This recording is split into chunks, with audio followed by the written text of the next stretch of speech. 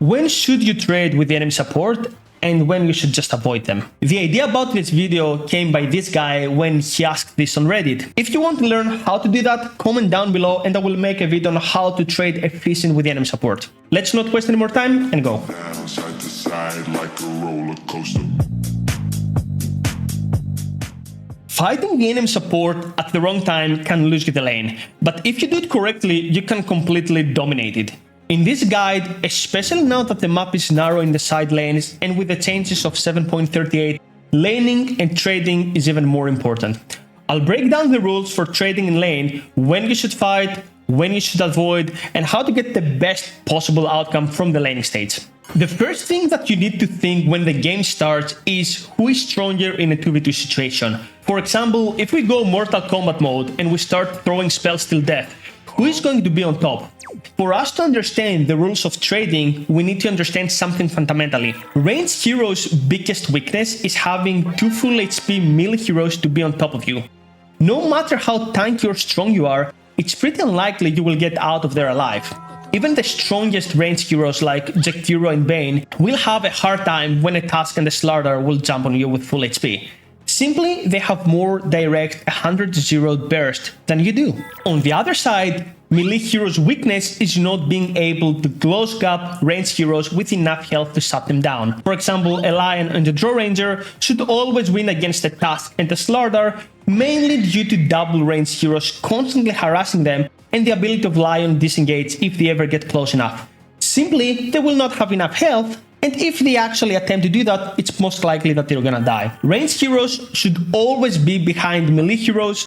Melee heroes should always be ahead of ranged heroes, but positioning is always based on the health between you, your lane partner, and the enemies. The standard setup is this: if your team has a melee core and a ranged support, the melee should always be in front or in the same level to create space, and the ranged hero should be behind and harass. So the melee hero is like a bodyguard. So if you see in this example, I'm the Dawnbreaker and I'm protecting fairly good the Silencer.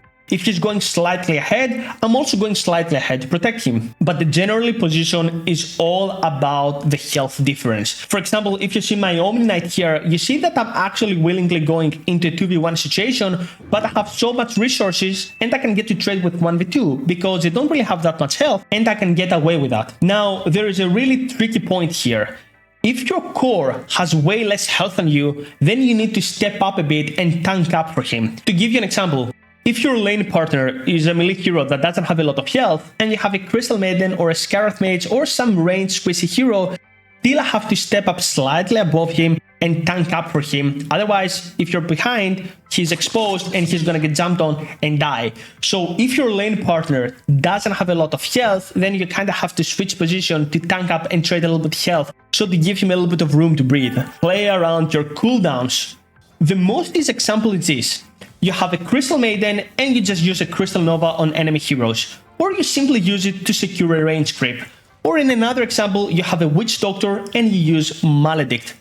Once the effect of the spell is gone, until the spell is almost out of cooldown, you should be slightly defensive. This logic applies to many heroes. For example, you have a Mars in your offlane and you use Rebuke to secure range creep. Then you should be slightly more defensive. Or you have a Juggernaut, you use Spin, yeah, you should be actually not that confident. If the enemy duo is stronger, you want to split the map. Instead of fighting them both in a 2v2 situation, you should try to force small fights, you as support, just with the enemy support, to keep him away from your core. To give you an example, you have a position for Scarlet Mage, pretty classic. And you play Version Undying and Abaddon, Task Trend, Elder Titan, all the strong melee position 5 heroes. What you want to do is drag in the beginning at least the attention from these heroes as they are strong and they can get to harass a lot and heavily your position 3. So you really want to grab the attention away from them, maybe throughout all the laning states. So you want to keep harassing them while keeping positioning so you will not get caught until they are low enough to either kill them or low enough so when and if they make a move, you might have some good chances fighting them. The difference with melee heroes is usually they trade their health rather than their mana, and ranged heroes, they trade their mana instead of their health. And if you didn't know that by now, that's why this is the best video, is that mana costs way more than health. Mangos and Clarities are way more expensive than Tangos and Salve. As a result, trading health is way more efficient than trading mana. If you have a range support and you play against a melee support, you really don't want to trade with them unless it's necessary. As we said before, most melee heroes thrive when they can get on top of you. So why are you going to give them a chance and start trading? They have more health, more armor, more damage usually. To give you an example, you play Witch Doctor and you get to face a Clockwork. If you stand near him in the jungle side of the map, he's going to trade with you, most likely Battery Assault, Cog, isolate you, and actually kill you. And the same thing happened against many supports, for example Earthshaker and Nyx Assassin, where trading against them makes no sense because they're not a threat. Like, what are they gonna do? Go into the wave and start hitting us? No. So instead, play into the creep wave, ignore them. If the enemy wants to be useful and he wants to justify his existence, he will have to go and trade into the wave with me. In the end, if we ignore them, he's the one being pressured because he's passive, not really doing anything, whereas we harass the enemy core. When he attempts to actually do something, which is actually go into the wave, then you can start trading. For example, use a Cask, use Maledict, use Frostbite, Crystal Love, and so on. If he trades into the wave, he naturally takes the creep aggro, and by default he's out of position, and we take a really good favorable trade. If you trade well, you create a 2v1 scenario.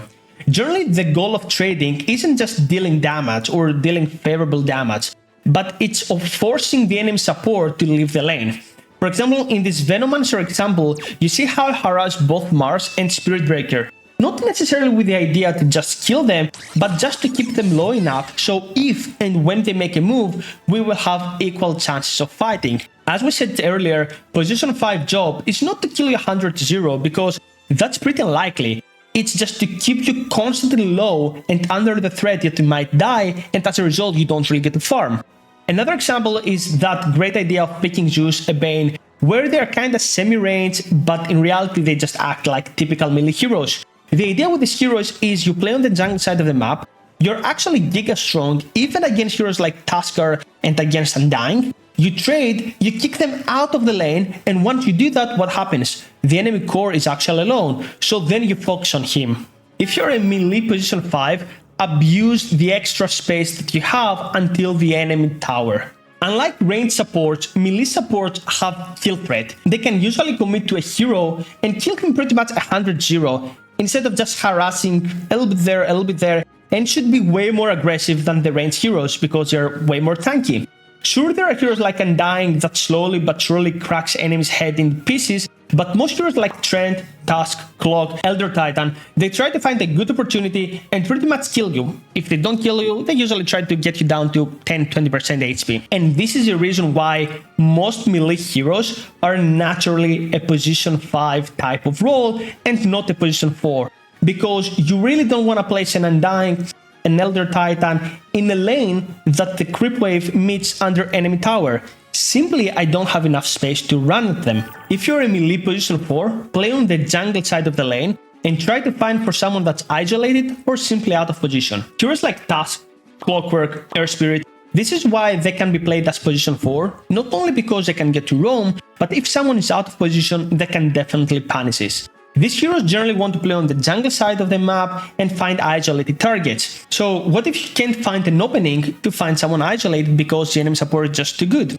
Then what you want to do is you want to pull the lane back, usually by pulling, and what's going to happen is that you are going to create a safe lane situation in the offlane, because all of a sudden the enemy creep wave is near your tower. And as we said, the melee heroes can abuse the extra space all of a sudden that you have. So if you pull, what you want to do is you create a safe lane situation in the offlane, and as a result, you go to the previous example, and then you can get to run them down because you have so much space. Now, you have a lot of space to be aggressive all of a sudden, and if the enemy support tries to pull, that means the enemy carry or the enemy core generally is left alone, and you should actually make a move. Now, this is some kick-ass knowledge in my opinion, and by following these rules, you can completely dominate your lane or generally get the best possible outcome. Later on, by doing this, you can get to snowball into the mid game. Remember, trading is not just about dealing damage, It's about controlling the lane and forcing the enemy to react to what you are doing. If you did find this video helpful, again, don't forget to like, subscribe, comment. It really motivates me to keep making these videos and of course making these guides. Let me know in the comments what support trading you're doing wrong or what support content you would like to see. As usual, go here if you want to join our Discord server. You can get to pretty much ask me anything. If you're into coaching, you can actually check over here. We're actually trying to do something really beautiful with like a small community by players that really want to improve, right? And they really want to get better in a positive, of course, environment. So you can just apply here and I will get back to you personally. GG Raza, and I'll see you on the next video.